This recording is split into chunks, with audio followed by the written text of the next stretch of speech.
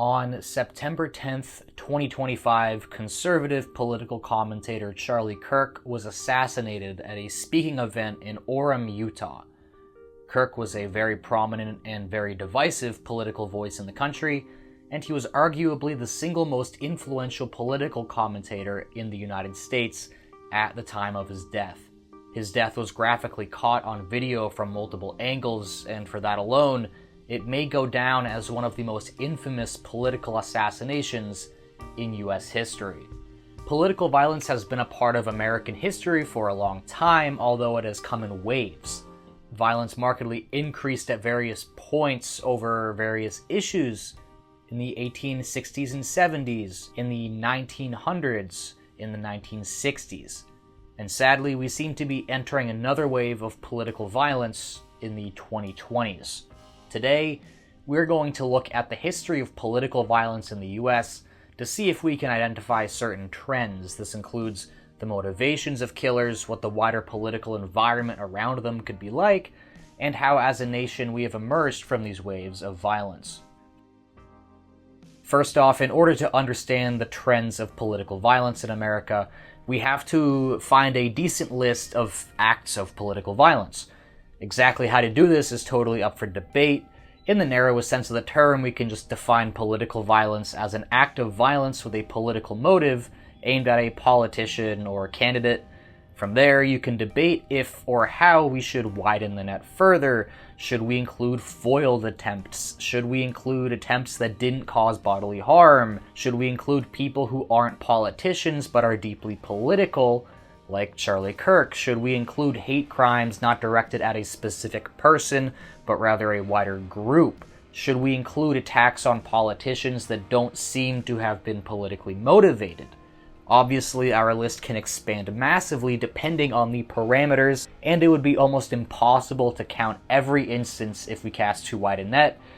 I debated a long time on how to define this list, and ultimately, for the sake of making this video in a reasonable-ish amount of time, I decided to take a relatively narrow definition. For this list, I am looking at including killings, attempted killings, or serious assaults against a targeted political figure that resulted in harm or death, either of the target or a bystander. Emphasis on targeted here, since this will exclude instances of political violence or wider terrorism that targeted generalized groups like 9/11 or the El Paso shooting. This excludes targeting of institutions and buildings as well, which was very common in the 70s. I also want to point out that motive is not mentioned here, because I do think it's important to see that oftentimes prominent figures are killed for totally apolitical reasons. I also have a couple of caveats to this list. I am excluding local judges and lawmen who were killed by people who had case connections to them, since that would just be a lot of, criminals and stuff like that, and would kind of skew the data. I am also including assassination attempts on presidents that didn't result in harm or death, but did involve the assailant firing a gun. This is by no means a perfect definition, but I think it generally works to see how targeted political violence has ebbed and flowed over our history. With this in mind, I scoured the internet, Wikipedia, and through a mix of US assassination, US political assassination, president assassination and attempts, and congressional assassination and attempts lists, I'll link all those below, I filtered for what I talked about above and came to a list of 120 attacks. When we put them on a map, this is what they looked like. I used X's to denote a political assassination, transparent X's to show an attempt or assault, big X's to denote attacks with multiple casualties, and golden outlined X's to denote the targeting of a president or presidential candidate. Once again, I need to note that this list only looks at targeted acts against politicians and political figures, so there's plenty of political violence that isn't included here. As we see, this is very messy, so we need to go by era to see our trends. For the 1800s, I decided to split the century into a couple different eras. First, I have what I just kind of chalked up as the pre-Reconstruction period. This is a very wide net. In the early Republic, which is like 1815 to 49, there were 13 attacks. This era didn't have one massive political issue that divided the country quite yet, although the division over slavery did begin to amplify into the 50s. A cluster of these attacks were in Washington, D.C., where there was a trend of congressmen attacking each other, although these were mostly assaults rather than assassination attempts, and a lot of these were for personal reasons. We have 2 attacks on Andrew Jackson in the 1830s in the area, first by a naval veteran who punched Jackson, which was the first assault on a president, and then 2 years later, an insane man who tried to shoot him outside the Capitol. These are interesting case studies since they kind of show the complexity of trying to define motive of a perpetrator and if they acted politically or not. The second man was clinically insane and believed that he was a British aristocrat. However, he believed that he was owed reparations from the US government for his land being seized in the Revolution, and since Jackson had just shuttered the National Bank, he felt that Jackson was robbing him of these reparations. Again, he was insane and wasn't really, justified in his motive, but it's still true that Jackson's politics, or rather the perpetrator's perception of Jackson's politics, played a role in motivating him. This is a trend that will play out over and over again, which I'll point out later, and it makes the whole question of defining political violence very interesting. In the rest of the country, there were other killings, including some killings of native officials for being complicit in Indian removal, and the 1844 assassination of Joseph Smith, the founder of the Mormon Church. Smith was a presidential candidate, but the motivation for his killing was also complex, being a mix of disdain for his political antics as a town mayor, as well as for his religious practice. Then, included in this era, I just have the 1850s through to the Civil War. This was historically characterized by strong division over slavery, and initially I did have this as its own distinct era, but there just wasn't that much violence that fit my definition here. When we look at the map, we see that there were only 6 attacks in this 14-and-a-half-year period. That really surprised me, and again, I think it shows the limitations of looking just at political violence in this prism that I've set up. We had Bleeding Kansas, where there was lots of killing, and of course we had the Civil War, which was far and far and far away the worst episode of political violence we've ever had.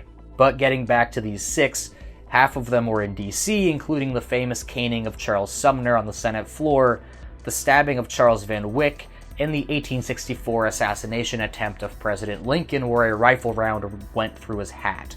There was also the assassination of Josiah Anderson, who was a pro-Confederacy Tennessee rep, and I think this era is the most equal in terms of political violence, where both sides of a given issue were actually attacking each other, unlike in other ones we'll see where it's generally very one-sided. After the Civil War, an era known as Reconstruction began, where the South was militarily occupied by the North, and black people were actually entering politics. As a result, there was a massive upswell in resentment by white Southern Democrats, who heavily targeted Republican politicians, especially black ones. This was the era of the KKK, and from 1865 to 77, I found a whopping 26 attacks. The most famous of these is the killing of Abraham Lincoln, but far more prevalent was the KKK killing black politicians in the South, especially in this pocket of western South Carolina. The political violence in this era was overwhelmingly one-sided, with racist Democrats doing all of the killing in the South, although of course we have to remember the bias of this data again, since we're not looking at state or military violence, which of course the Unionists were using in this period in a law enforcement and counterinsurgency capacity. By far, this period in US history seems to have had the most targeted political violence. The next era of the 19th century is the Gilded Age, running from 1877 to 99. This era is longer than the other ones, but it also was surprisingly not that violent, with only 7 attacks in this 22-year intermediate period. I was expecting this era to have an increasing amount of violence due to the economic inequality that defined this era, but surprisingly, most of the violence here was apolitical. We did get the assassination of James Garfield, but again, this was also apolitical. A couple of killings may have been over local politics, but the only one I could find that was indicative of a larger trend was the killing of Harriel Geiger, a black ex-politician who was extrajudicially shot for not showing enough respect to a judge. Moving into the 20th century, the era we're dealing with gets a little more complicated, and I'm sure part of this is just recency bias and better recording of attacks in this period. I was initially going to use the Progressive Era as its own period from 1900 to 1919, which shows 9 attacks in this 20-year period, not the worst. However, the first 6 years of that century alone had 7 of those attacks, all lethal assassinations. This is where the violence of the Gilded Age really starts to emerge, as popular discontent with wealth inequality and a lack of protections for regular individuals really ramps up. This here is the Progressive Wave. This also sees our 3rd presidential assassination. Unlike the shooting of Garfield, McKinley's assassin was an anarchist and believed that McKinley was a threat to his political vision of the world, not necessarily for any particular politics on McKinley's part, but just for being a politician as such. 2 governors were killed in this time, at least one of which for his attempts to create labor reform, as was one of the leaders of the temperance movement. But even so, we still see personally motivated killings, such as Hale Johnson, who was killed while collecting a debt. After this, we have a cooling through the 19-teens and 20s. There was only 3 attacks, all of which seem to have been over personal matters or sheer insanity. The most famous instance here is the attempted killing of Theodore Roosevelt during his re-election campaign in 1912. Roosevelt was shot, but continued to make a long speech right after, since his glasses case and folded-up speech had saved him from the bullet, and he made an appeal to politicians to cool their rhetoric in the ensuing speech, which we'll talk about later. The 1930s had another spike, with 6 people being killed in that decade. This period featured crime centered around Chicago, which was unsurprising given the rise of organized crime in that city. At least 2 of these killings were organized criminals killing local officials, not law enforcement officials, like elected officials. But there was still some wider political motivation in this era. Most prominent is the 1933 shooting that killed Chicago Mayor Anton Cermak, but the real target of that attack was President-elect Franklin Roosevelt. The assassin had anti-capitalist sentiments, blaming hard factory work on chronic pain he had, and he had stated, quote, "I kill kings and presidents first, next all capitalists." Notably, Louisiana Senator Huey Long was also killed in 1935. He was very politically outspoken and may have run for president even, but he was actually killed for personal reasons by the son of a political rival who had just lost his job. The 40s was another really calm time, with the only targeting killing I could find being of Carol Tresca, an anarchist political leader, but it's debated what the motives of his killer were, and I lumped this in with the next era, the 1950s, which was more active, but it still only had 3 attacks. 2 of those were actually over Puerto Rican nationalism, at a time when the island had a popular movement for independence. In 1950, 2 gunmen attempted to assassinate President Truman while he was living in the Blair House, injuring 2 Secret Service members and killing a 3rd in the process. 4 years later, 4 more gunmen shot from a balcony at U.S. representatives on the Congress floor, injuring 5. This 20-year period was relatively calm, especially when compared to what came next. The 1960s are arguably America's most famous decade, and in large part, this is due to political assassinations. Not only was this decade of high intensity, but also every killing had political motivations, not personal ones. And 4 of the most high-profile killings in US history happened in a span of 5 years. President Kennedy, Malcolm X, presidential candidate Robert Kennedy, and Martin Luther King. In all, I found 12 attacks in this decade, all lethal. 7 of these killings were over civil rights issues, with targeting of black leaders, mostly in the South. Black nationalism was also somewhat violent in this time, but mostly was relegated within black nationalist movements. Interestingly, this decade also saw killings for relatively niche political reasons. Lee Harvey Oswald was a troubled man, but was an ardent communist, going so far as to move to the USSR for a time, while also attempting to earlier kill a US general who had distributed anti-communist literature. RFK was killed by Sirhan Sirhan, a Palestinian American who opposed his vocal support of Israel. On a much lower level, Norman Rockwell, the leader of the American Nazi Party, yes, that was a thing, was also assassinated just outside of DC due to internal party dynamics. Although you could argue this is kind of personal as well. Moving to the 70s, things calmed down, but not by much. However, the number of killings that were politically motivated does seem to drop, and the political motivations become more varied.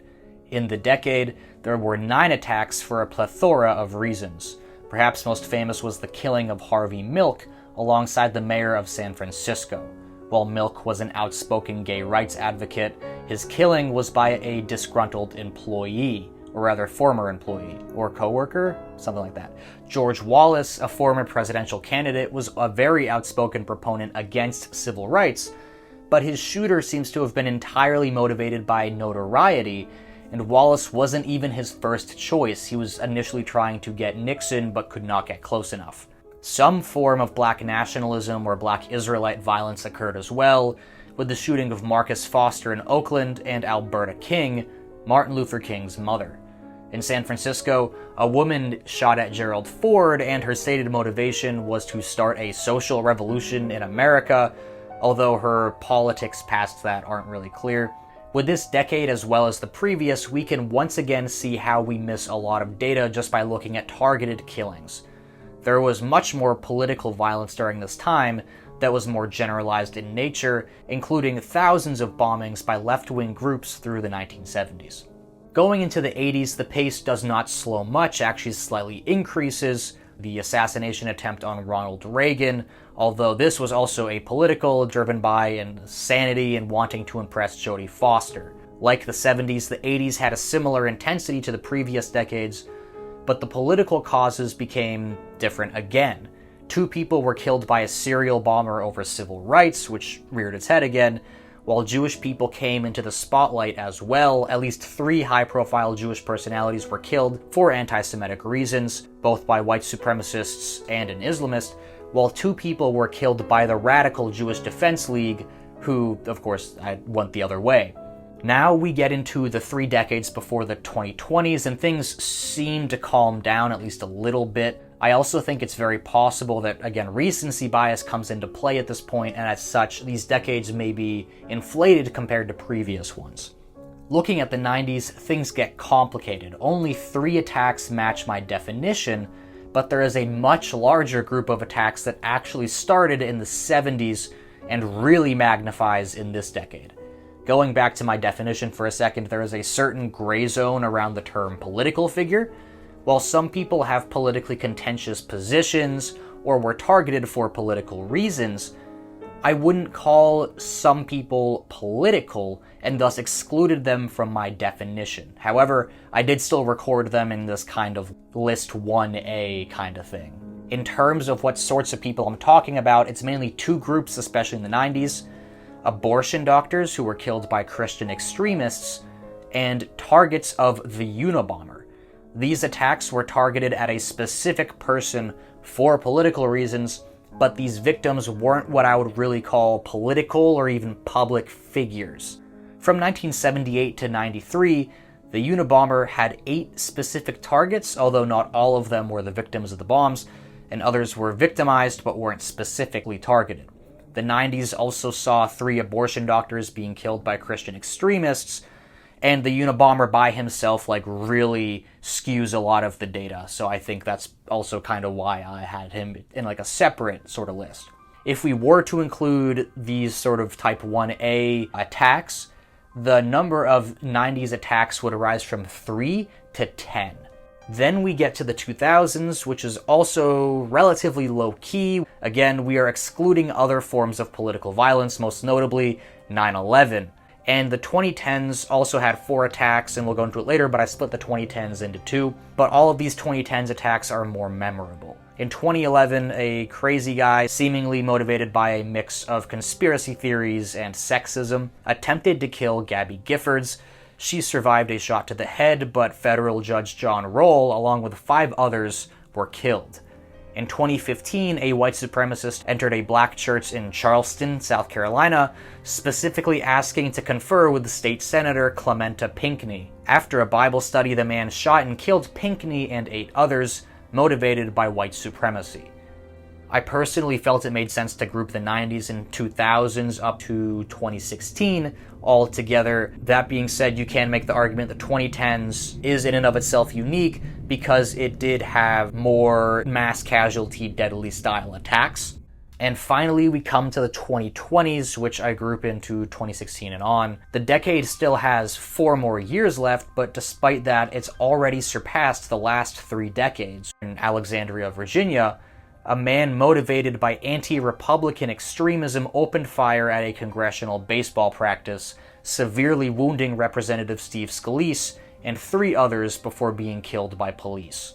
Then there is the hammer attack against Paul Pelosi, which, yes, it was targeted against his wife, Nancy, and she wasn't home, and it's questionable, but I still counted it because it was bodily harm targeted, even though, yes, it hit the wrong target technically. In 2024, we had the very famous attempted assassination of Donald Trump, which clipped him in the ear and killed a rally-goer. Then this year, we had the shootings of Melissa Hortman and John Hoffman, who were Democratic state congresspeople in Minnesota. Unlike the Trump shooting, which was seemingly apolitical, this seems to have been politically motivated. And of course, most recently, we had the killing of Charlie Kirk, whose assassin also seems to have been acting out of political animosity for his conservative views. In that 1A category, we also have the shooting of Brian Thompson by Luigi Mangione, who was motivated by animosity towards malfeasance in the American healthcare system, and he's kind of in that same vein of Ted Kaczynski. So let's look more at the numbers. This is the number of attacks broken down by decade. The first thing we note is that things haven't ever fully calmed down since the 60s, even though it's a lot less bad than it was then. This is probably in part due to, again, recency bias, since more recent events are less likely to be overlooked than older ones. We can see that in the early 1800s and early 1900s were generally the most peaceful eras, and the Reconstruction era was very violent. I was also surprised to see that the 60s didn't stick out that much from the 70s and 80s, although again we can point out the political motivations were much more obvious in that era, and also the killings were way more high profile. We can rearrange this chart too and look at it by the eras instead of the decades. And just to kind of recap, I condensed these 22 decades into 12 eras, although I think you can kind of fix this up a little more. I just sort of made it in a way I think makes sense. So let me know in the comments if you think there is a better way to organize this. These eras are determined from a mix of intensity, how much violence in a given time, and or common trends or motives in the violence. First, we have the pre-Reconstruction era from 1810 to 65, which in normal US history is definitely a couple of distinct periods. Initially, I was going to have this as multiple periods, but I ended up just including it as one long, relatively calm one, and part of that is admittedly just because there's not as much information in this period. Then we have Reconstruction from mid-1865 to 77, which we've gone over already. Then an intermediate period of relative calm to close out the century. The Progressive decade is next to usher in the 90s, but then there's 20 years of calm, and then the Roaring 30s bring back another wave of violence. The 40s and 50s are a third intermediate period, and then the 60s come in. I debated combining the 70s and 80s into one era, but I kept them separate because it just felt like there wasn't a solid pattern of motivation across these decades. And you could even argue throwing all 3 of these decades into one wave, but I just kept them separate. Then we have a relatively calm period from 1990 to 2016, although again notably you did have the rise of sort of mass casualty killings that were also politically targeted in this time. With the rise of MAGA and increased polarization in the country, I considered this to be a new wave from 2016 on. Maybe the biggest thing I learned from this was that, with some pretty notable exceptions, motive was a really hit or miss thing. Some eras had specific issues that did prompt a lot of violence, like Reconstruction and the 60s. But far and away, the most common motivation just overall was personal. or otherwise just totally apolitical. Sometimes it was parasocial, like when the killer was just insane and wanted attention, like in the case of the 2024 Trump shooting, the Teddy Roosevelt shooting, or the Garfield assassination. Sometimes it was just a personal vendetta between two people, like a lot of the pre-Civil War violence, or the killing of Harvey Milk or Huey Long. And then kind of this general other category, which I've split up here, is what I think most people assume motivates political violence: politics. It certainly seems like the case that in times of serious political polarization, more people get killed over politics. Surprise, surprise. But a lot of times these issues are complex. A lot of times they're relatively niche, and it really varies a lot from person to person, and there's not that much of necessarily a trend of a specific issue driving people to violence necessarily. For example, Oswald was a communist, which was not a common thing in the US in the 60s. The Tucson shooter was an anti-feminist, among other conspiratorial things. Sirhan was a Palestinian nationalist, again, not the biggest issue in 1960s America. The two most recent killers of Kirk and Hortman seem to have expressed sentiments just generally against the other side and didn't even necessarily single out one big issue or another that was the main reason they did this. A lot of times, as I said, these are kind of niche, don't necessarily have a strong pinpoint as a motive, and just a general cloud of ideas, like the Kirk killer said, for example, he's just hateful, which was just, a very broad thing. And sometimes these are often kind of nonsensical. As the polarization and rhetoric does get worse, it starts to creep into the minds of those who are more prone to violence. A lot of times, the killers aren't necessarily any more radical in their, specific political opinions, but they're just more prone to thinking violence is acceptable to advance those political opinions. For example, you could find people who are way more outspoken politically than the Kirk shooter or than Oswald, or take your pick, and yet they're the ones who did the violence. You could be like a hardcore communist or a hardcore trad Christian, but just on a personal level not really be down with killing your political opponents. Or you could just be more moderate, but still be just really open to political violence, even for those more moderate goals. I think there's this chicken and the egg problem that people have different answers to. Does a normal person get into radical politics, which in turn makes them violent? Or is someone already violent or prone to violence and essentially uses politics as a way to justify their urge? Personally, I think that second option is a lot more likely. I think that the personal politics of that person may determine maybe who they target, but the fact that they decide to go and kill and target someone isn't necessarily a symptom of how radical their beliefs are. It's just that they're violent, and whatever intellectual excuse they can find to kill someone, that's what they're going to go with. That's not to say that certain viewpoints aren't more prone to violence than others, like white nationalism is particularly violent, for example. This understanding of motivation is important since it informs what rhetoric may increase or decrease political violence. There was a study that I'll link here, but essentially the study found that the rhetoric of political leaders was way more important in terms of how common calls for political violence online were than the actual event itself. And they compared the Trump assassination attempt to the FBI raid on Mar-a-Lago. After Trump got shot, the response from politicians was very measured, even by Trump himself, and it talked about trying to cool down the temperature.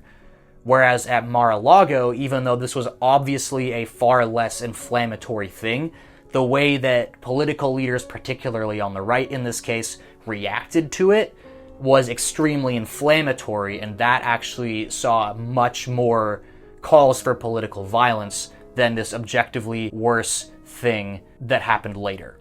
There are so many good quotes about political polarization, but probably the most relevant one here is one given by Theodore Roosevelt himself after just having been shot. This was in 1912. The shooter was apolitical, but he still makes some very interesting points, and I just want to read that here. It is a very natural thing that weak and vicious minds should be inflamed to acts of violence by the kind of awful mendacity and abuse that has been heaped upon me for the last 3 months by the papers. Friends, I will disown and repudiate any man of my party who attacks with such foul slander and abuse any opponent of any other party. And now I wish to say seriously to all the daily newspapers, to the Republicans, the Democrats, the Socialist parties, they cannot, month in and month out and year out, make the kind of untruthful, of bitter assault that they have made and not expect their brutal, violent natures or brutal and violent characters, especially when the brutality is accompanied by not a very strong mind. They cannot expect that such natures will be unaffected by it. Currently, the Trump administration seems particularly interested in cracking down on more left-wing ideas, but critical race theory or feminism or communism aren't the reasons for this violence. And if you flipped it right, it's not traditional marriage or Christianity or being pro-deportation that is responsible for the violence either. It's the feeling that those who politically oppose you are the enemy. The left absolutely has issues with this, and so does the right. I hate my opponent, and I don't want the best for them. I'm sorry. I am sorry, Erica. But now Erica can talk to me and the whole group, and maybe they can convince me that that's not right, but I can't stand my opponent. This is what makes political violence more than anything. So that's it for this video, everyone. Thank you for watching. Sorry I haven't uploaded in a long time. I want to get back more into it. This is a longer one and more serious, and I hope you liked it. Remember to like, comment, subscribe, do all that fun stuff, and I'll see you in the next one. Goodbye.